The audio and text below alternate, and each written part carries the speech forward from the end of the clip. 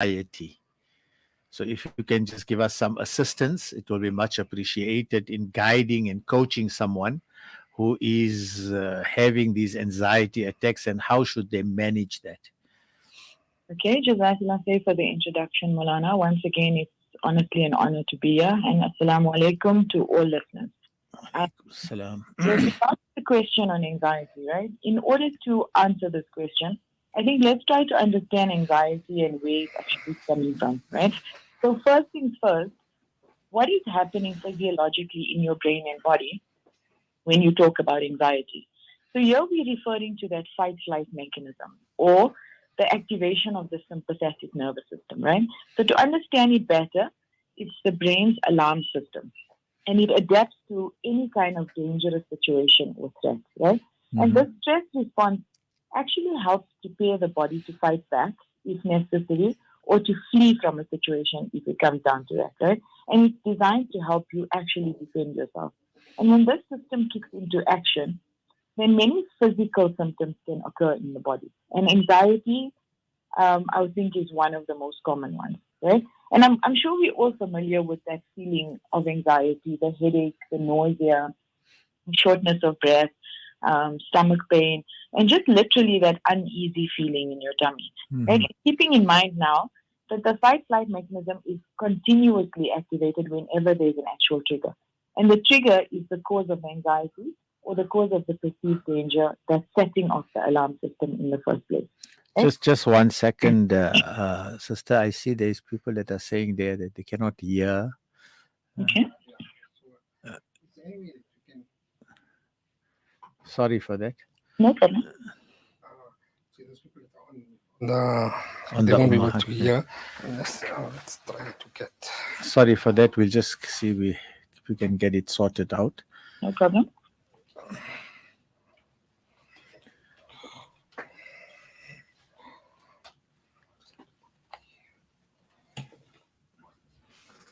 Okay, Bismillah, let's see if we can get it better now.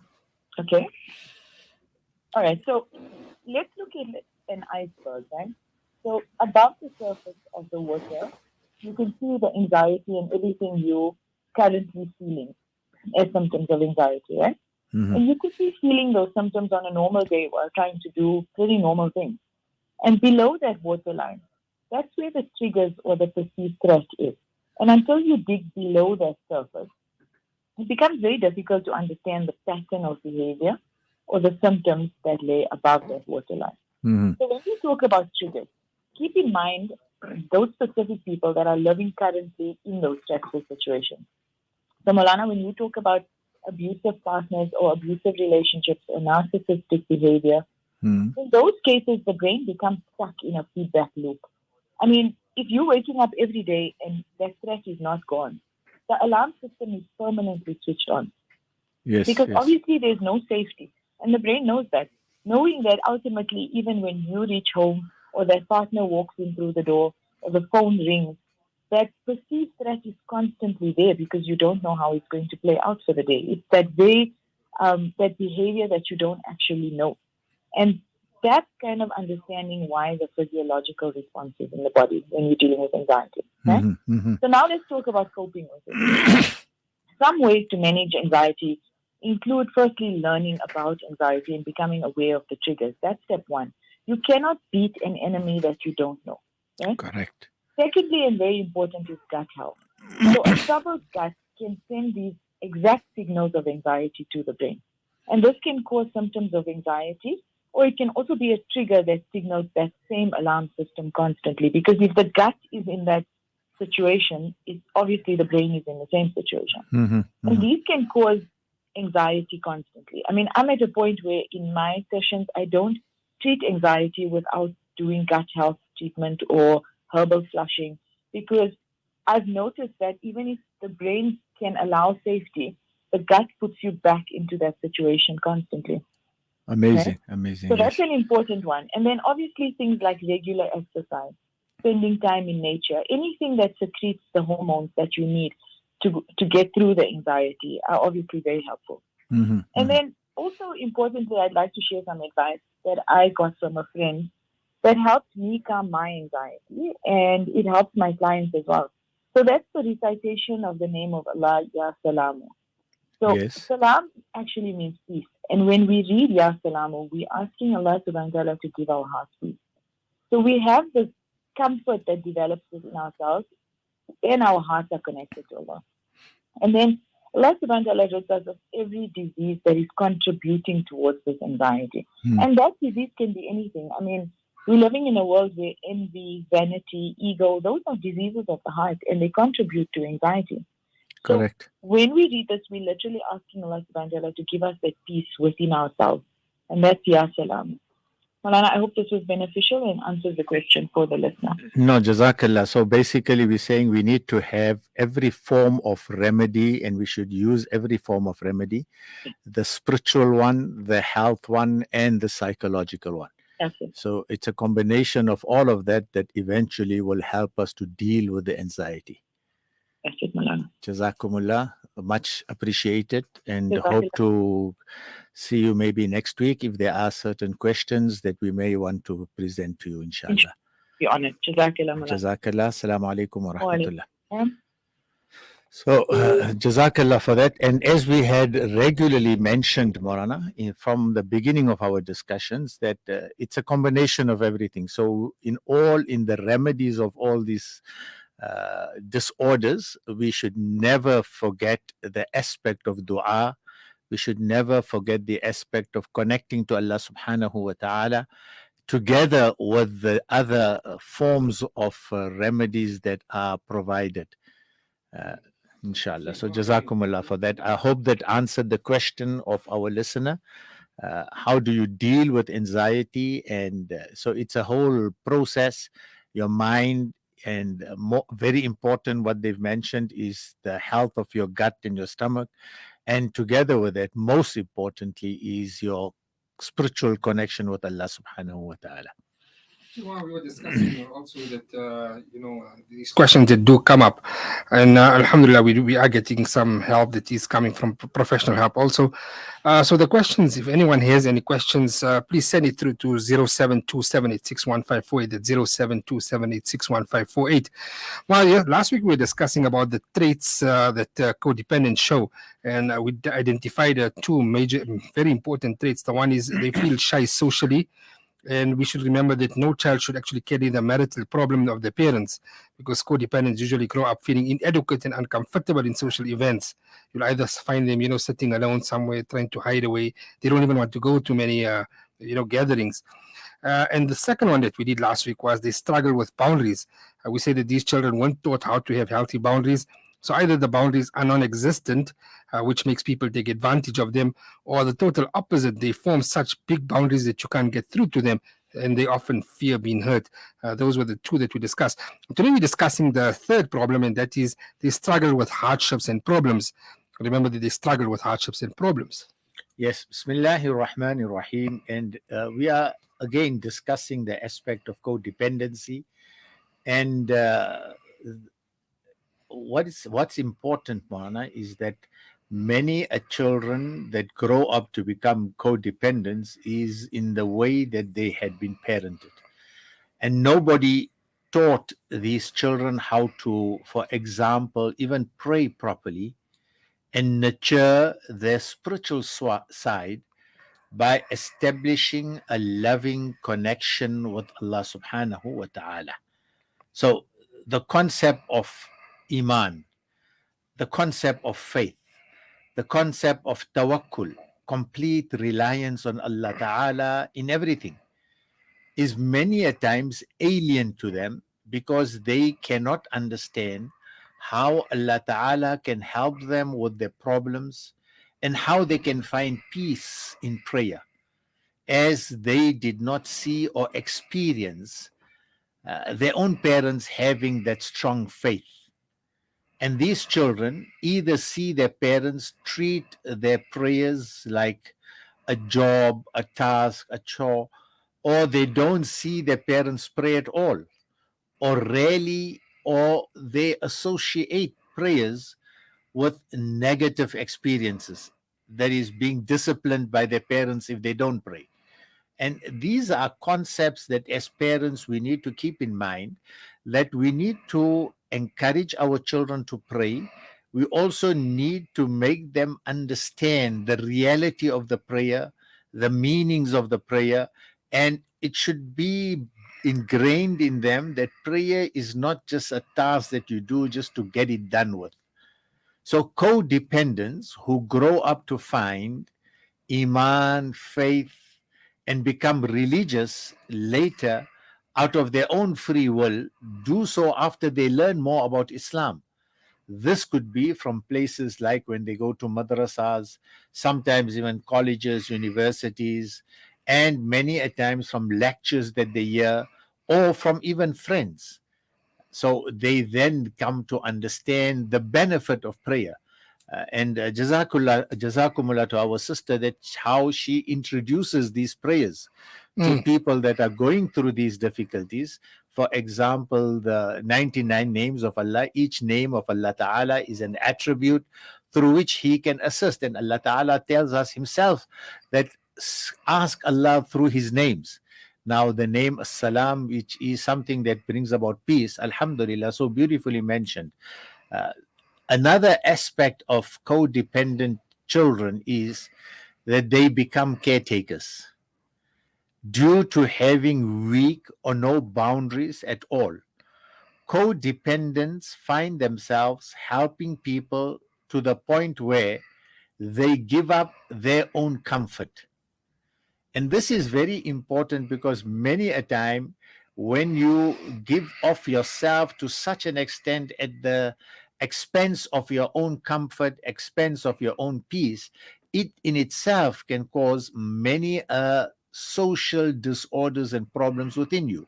So, due to having no boundaries in how you deal with people or weak boundaries, you may find yourself helping people to the point where you give up your own comfort, you give up your own time, and you do only that what's best for others.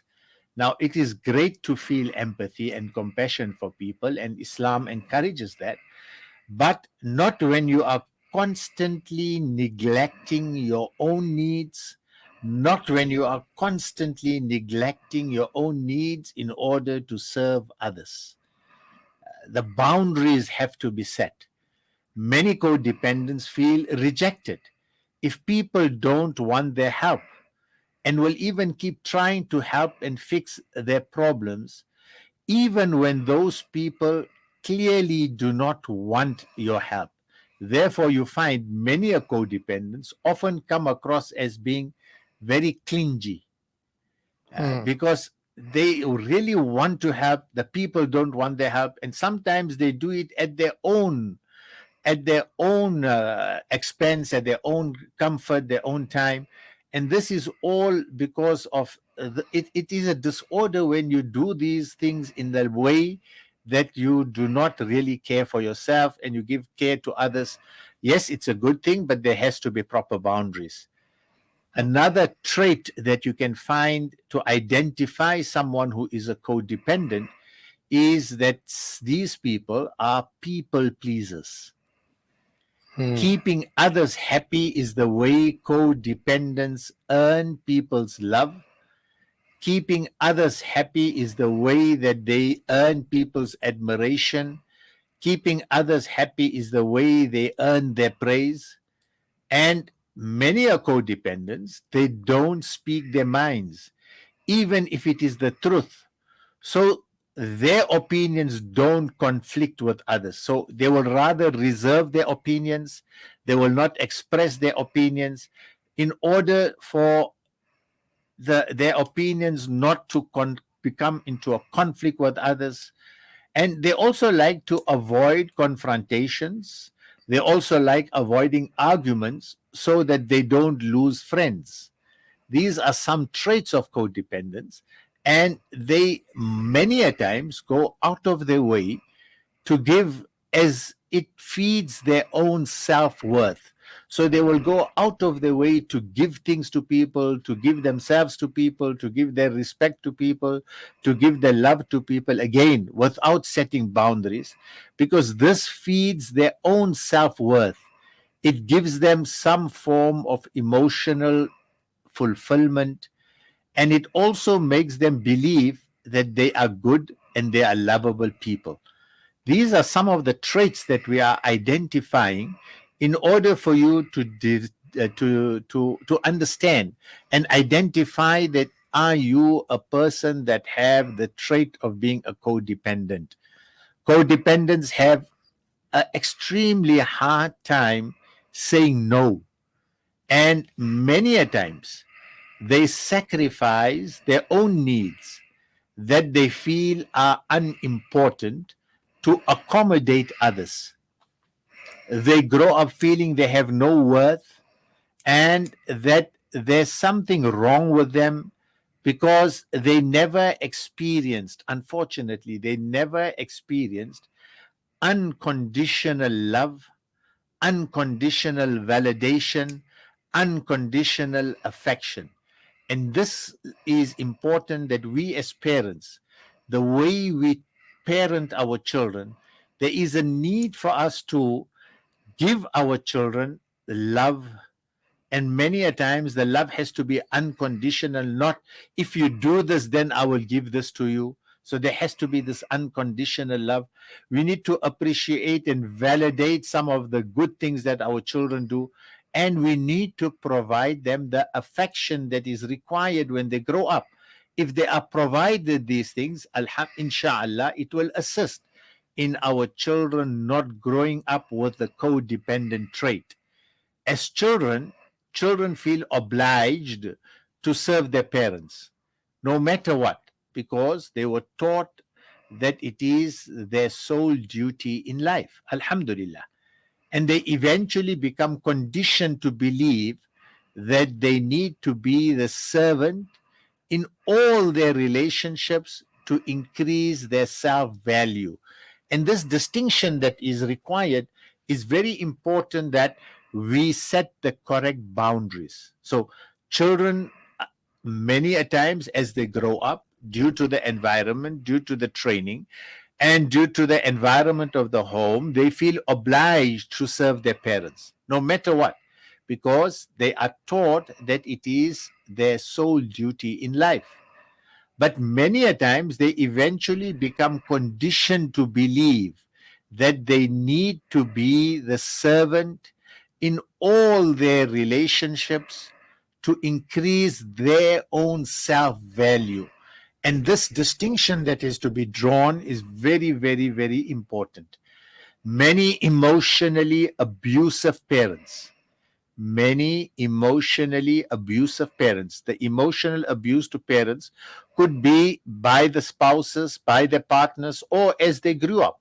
So many emotionally abusive parents use guilt rather than love to get their children to pray.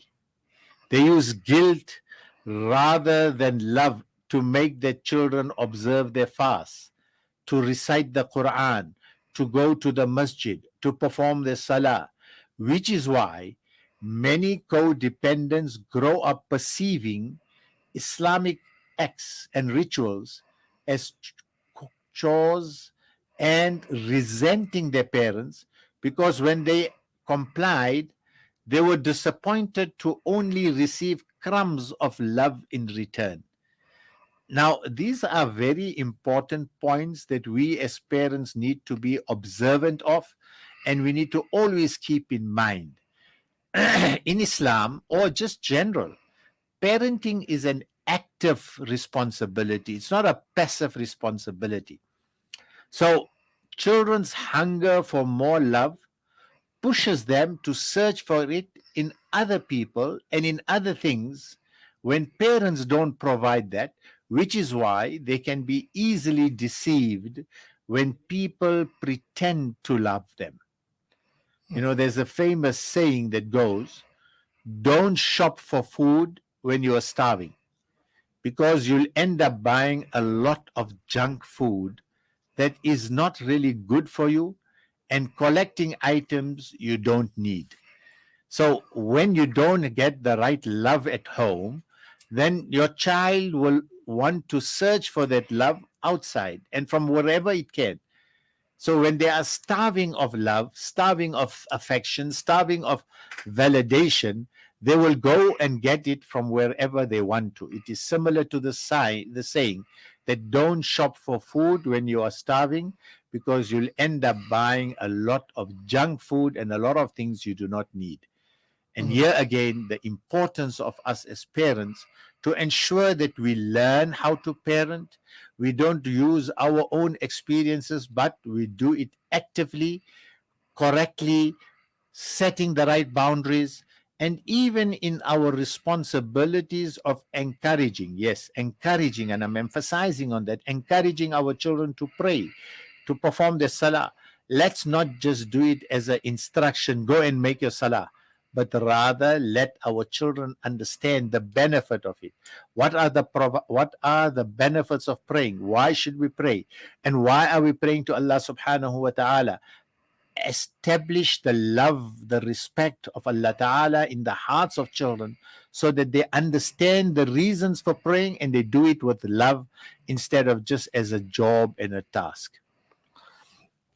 Shima, we come to the next point, which this is on the one side where you say that we say that they're always people pleasers, and they do things so that other people can always we say praise them, and sometimes this praise is not even genuine.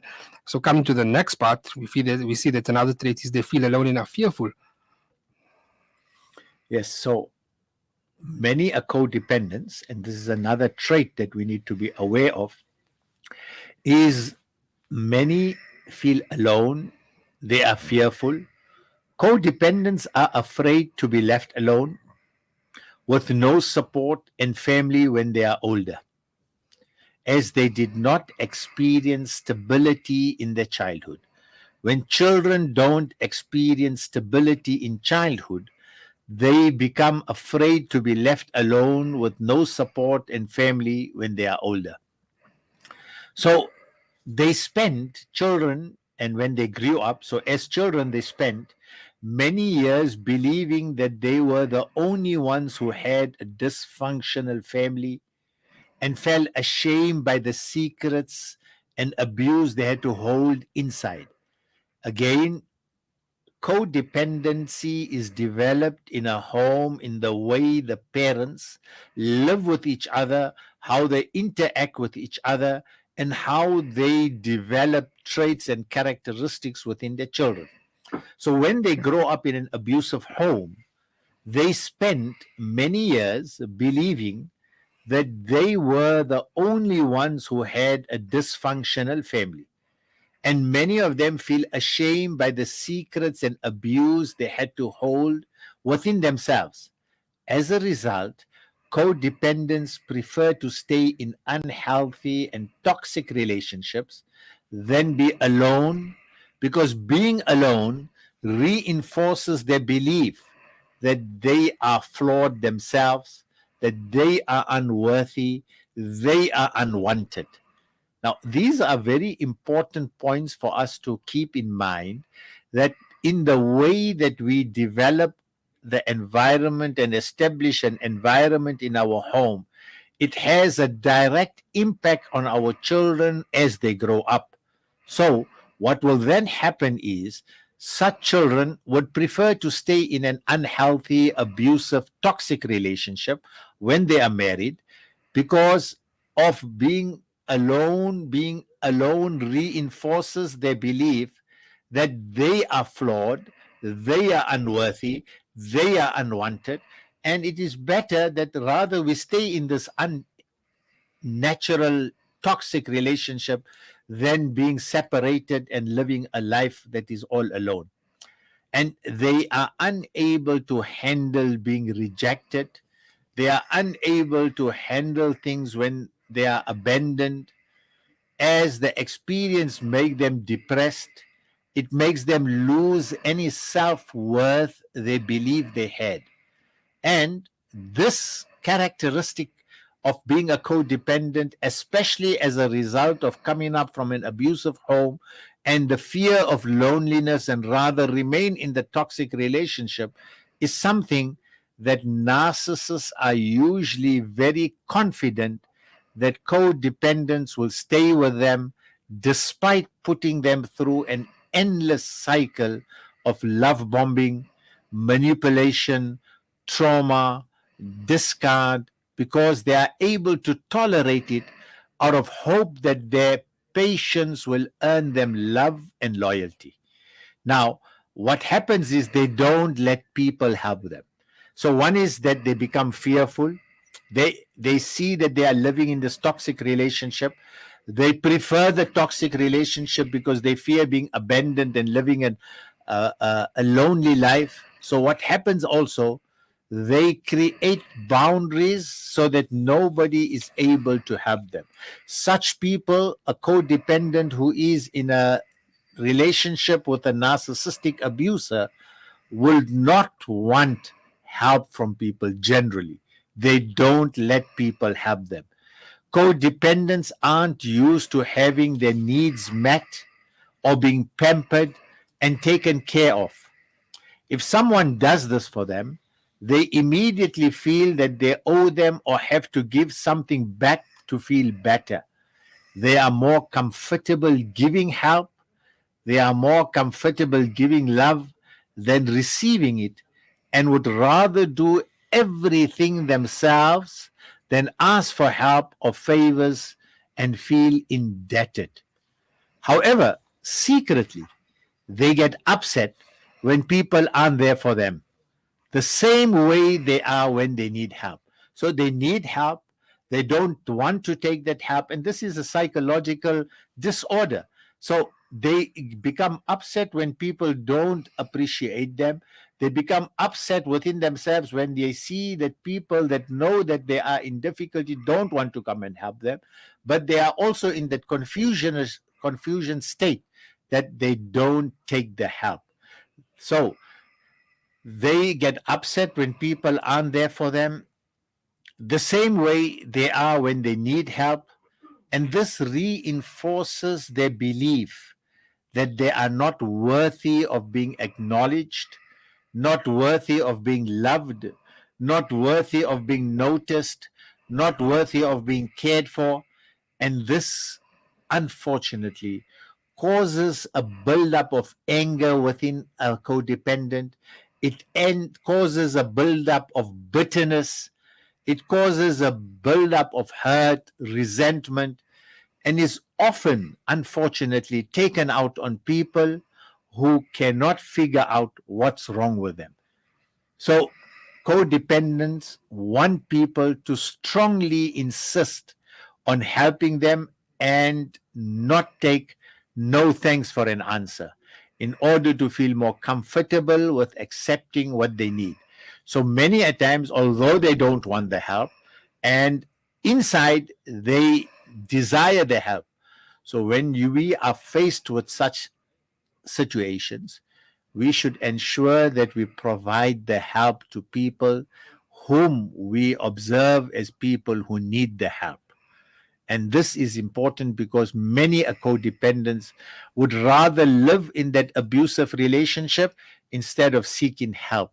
And this is where all the professional help comes in, and where you coach people in the way that they should be able to handle these difficulties. Chima, then we come to the next point is that they have poor communication skills. Yes. Now, these are all traits of codependence. So they don't want the help. Another aspect is that they are unable to communicate to people their real feelings. So they have very poor communication skills. Codependents have trouble communicating their thoughts, communicating what is their want, their needs, especially when they are not aware of their own needs. And this is highly convenient for a narcissist. So if a codependent is in a relationship with a narcissist and this codependent is unable to communicate their needs, either because they don't want to show it, or they feel they don't need it, or for example, they feel that if they present their needs, it's going to create more drama, more chaos. They are not confident of themselves. And all these things are highly convenient for a narcissist.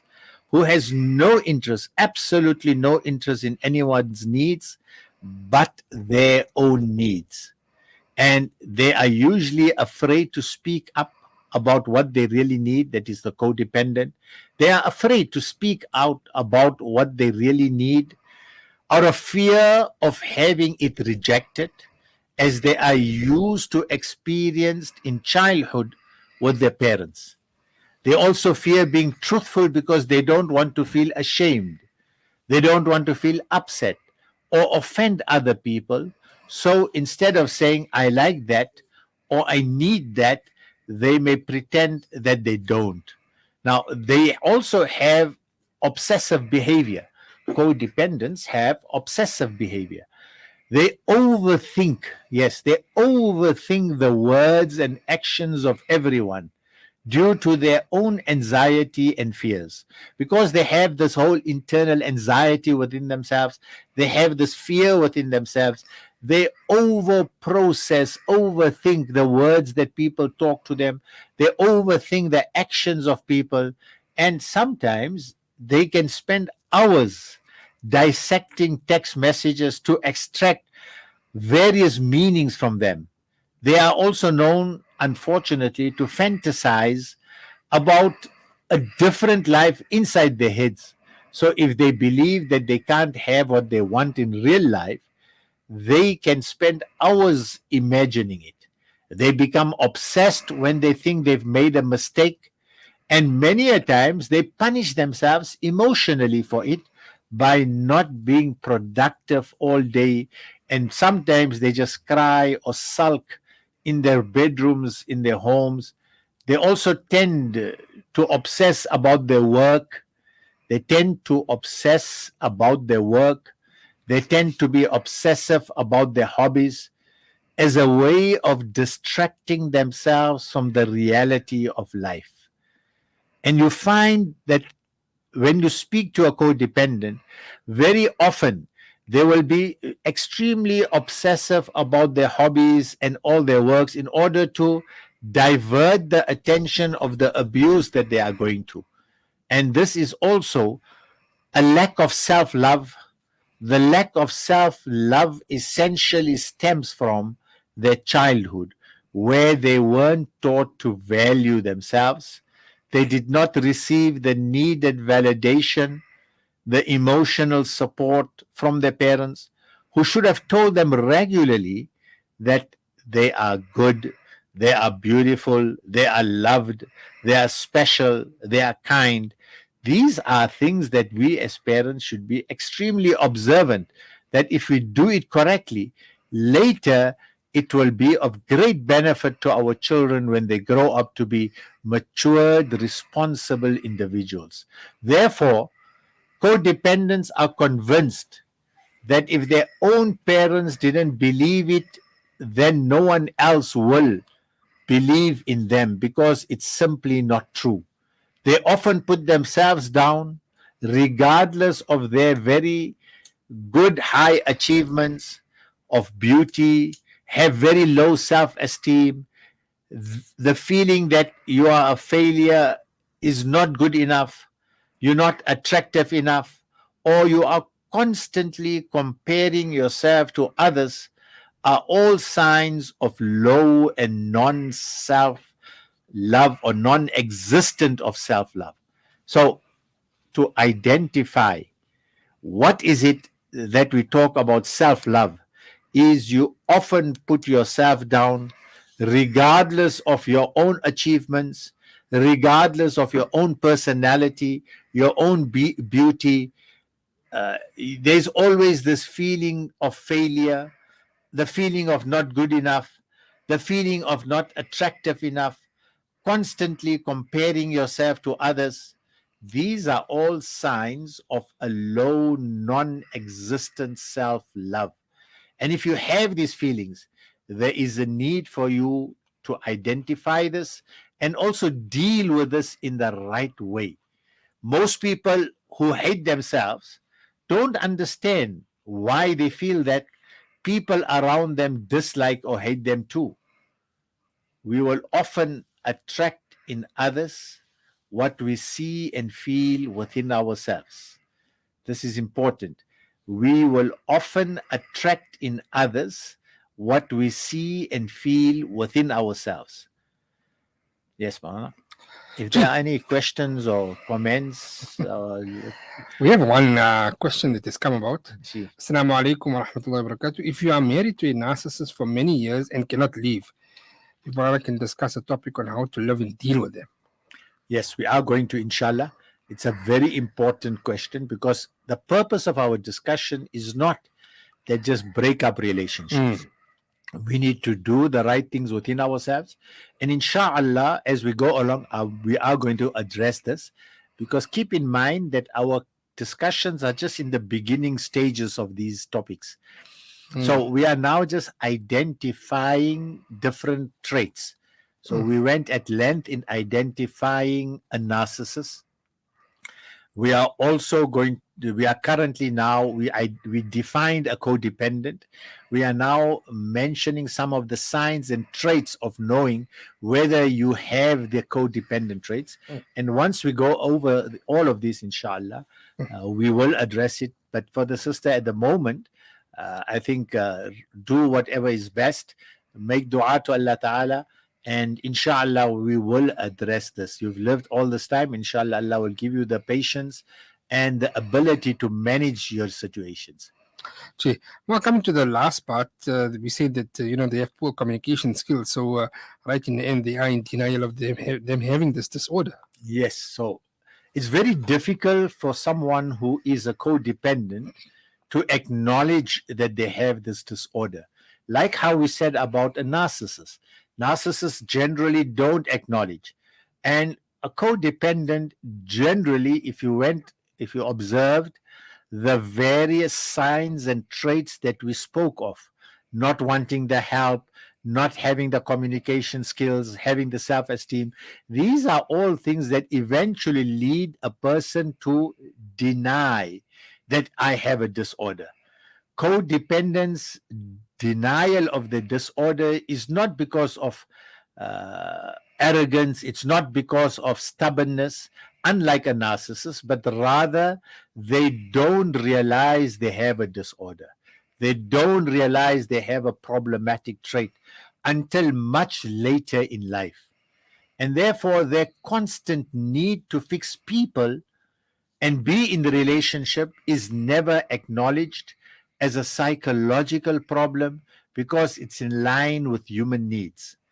Codependents are in denial of their vulnerability and denial of their need for love, denial of their need for intimacy due to their own weak boundaries. We spoke about not being able to establish boundaries. So, due to their own weak boundaries and feelings of shame, many fear being judged, rejected, left alone because they come from very dysfunctional family, either because they were excuse me, alhamdulillah, because they were abandoned by a parent, they were divorced or were adopted, or they are in a single parent, were sexually or physically abused, and so on. As a result, many codependents will find excuses to avoid relationships with good and healthy people, and instead, unfortunately, seek narcissists who will give them the attention and validation they need. And in the process, what they also do is they make excuses for the abuse and the disrespect. If a codependent is in a relationship, either as a man or the wife, they make excuses for abuse and disrespect.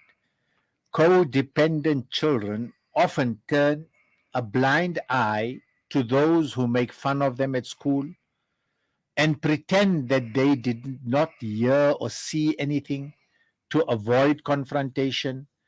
They will believe that the reason bullies give them at school for abusing them, such as being weird. Many codependents even get upset and annoyed when people who care about them make them aware of the abuse, make them aware of the manipulation they are going through, with others because they work very, very hard. Codependents try their utmost and work very hard mentally to block out the abuse. In most cases, they don't want to believe that the fantasy they are living in isn't real, as they don't want to make difficult decisions of leaving, of being alone. So it makes it easier that they'll give excuses for people's abuse. As adults, these excuses, sometimes for domestic violence as well, can sound like, he had a bad day at work. The kids really annoyed him today. He cheated on me because I was not giving him enough attention. These are some of the types of excuses that codependents give. Many codependents will leave a narcissist who has betrayed them, but take them back again and again after they have been successfully hovered. Narcissists always test the strength of people's boundaries and will beg and cry to appeal to the empathetic side of codependence. However, they greatly disrespect them when they fall for it, as they are perceived by the narcissist as desperate, as weak people who will tolerate anything to keep them in their lives. It is for this reason that they get worse in their behavior, and the more people give them chances, the more does the narcissist become bad in their relationship. There's so much more that I want to talk on this, but time has come up.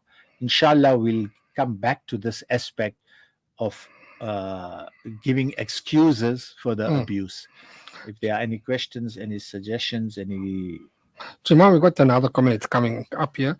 Assalamu alaikum. I'm listening to the program and seeing my life. I can relate to many points it has been pointed out. How does one go about seeking help, or who can one talk about it to? How can one change? Yes, there are many professional people you can speak to, and inshallah, to the best of our ability, we will be discussing some of them in our future discussions. On radio, I would not like really to advise or suggest who they can go to. I think in your own circles, wherever you are, you can contact people where you can go and seek the help. And the seeking of help is important. It is the ability for you to be coached how to manage with the problem within yourself and those around you. And also important is our connection and reliance in Allah subhanahu wa ta'ala. Sure. And the last message we got for today, I need to find out where to get proper help when it comes to narcissism. We've been through a lot of different counselors and psychologists, but we are just getting nowhere. Please help in guiding us to the right people in diagnosing this problem we're having. Jazakallah. I think the response that I just gave, it's very difficult to identify the right people, and we would rather ask you to do your own research and go to people who you feel confident in. Inshallah. Well, Jazakallah for that. Inshallah, we'll speak again next week, Wednesday. Inshallah. Assalamu alaikum wa rahmatullahi wa barakatuh. Wa alaikum assalam wa rahmatullahi wa barakatuh. Spectrum Wheel Repair Specialists, specializing in repairs to all makes of mag wheels.